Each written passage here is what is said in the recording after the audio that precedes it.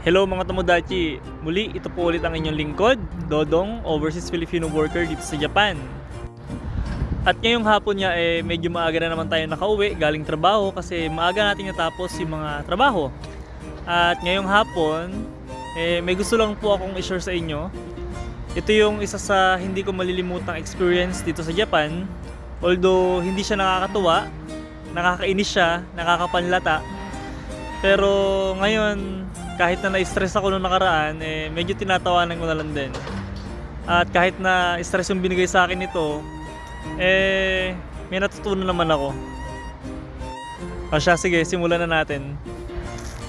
At eto na nga mga Tomodachi, itong araw na to ay araw ng linggo. At ito na rin yung araw na babalik si Robert sa kanyang apartment. Kaya naman maaga ko siyang ginising para manguha ng isda, para man lang sana ay kahit papano ay may maipauwi ako sa kanya at mas makapagsimba kami na maaga. Doon nando na sa isip ko yung kapag nanguha kami ng isda, posibleng hindi na kami makapagsimba. Pero eto kami, nakipagsapalaran pa rin sa umagang ito. Inaayos na nga namin dito yung mga pamingwit na aming gagamitin. At mga ilang sandali pa nga, nagsimula na kaming mamingwit. Ang ganda nga ng panahon ng araw na yan. Medyo malamig, tamang-tama ang sikat ng araw. Pagkatapos ay kalmado ang tubig. Tamang-tama lang ba? Saktong-sakto sa ginagawa namin. Pero guys, kahit ganyan, medyo nag-aalangan pa rin ako nung araw na yan. Kasi naman sabi ng mga senpai, na kapag daw lumalamig, nag-aalisan ng mga isda. Pero nagbakasakali pa rin kami hanggang sa umabot ang puntong hindi ko inaasahan. Nakabingwit kami ng sirena. Pero joke lang guys, kasi naman ito talaga yung nangyari. Umupo na ako sa bangko dahil medyo nangawit na ako kakatayo. Ang tagal kasi namin ito makakuha. Nang biglang pagtayo ko ay nangyari ang hindi ko inaasahan.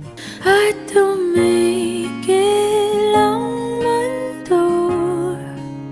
Nang nalaglag ang cellphone ko, sana makuha ko pa ito. So ayun nga mga Tomodachi, hindi ko alam kung ano yung mararamdaman ko nung punto na yan. Nandoon yung panghihinayang, pagkainis, at mga sana. Na sana hindi na lang kami namingwit. Na sana nakinig na lang ako sa mga senpai. Na sana nagsimba na lang kami nung araw na yan. Pero wala nangyari nang nangyari. At wala na akong magagawa kung hindi manghinayang at manghinayang ulit. Kasi naman, ang daming photos and videos ng cellphone na yun. Ang daming memories doon. Kasama yung mga kaibigan ko, pamilya, at iba pang mahal sa buhay. Nandoon nga din pala yung isang moment na pinakamahalaga sa buhay ko. Ayun yung time na nagpropose ako sa aking sinisinta. Pero ngayon wala na. Ang sabi na lang niya, okay lang yan, gawa na lang tayo ng bago. And actually kahit ngayon nanghinayang pa rin ako. Pero kahit pa paano na-comfort ako dahil lang swerte ko na wala nang iba pang nangyari sa amin at ligtas kaming nakabalik sa aming apartment.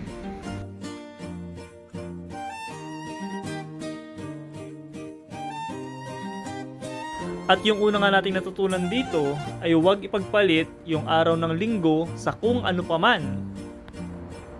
Yung pangalawa, ugaliin nating mag-back up ng photos and videos natin para kung may mangyaring kahit ano, wag naman sana, meron pa rin tayong babalik-balikan. At ayun lang muna para ngayon mga Tomodachi. Abangan nyo yung part 2. Makukuha pa ba natin yung cellphone? So, ayun, maraming salamat po sa maiksing oras ng panonood at yun lang, paalam.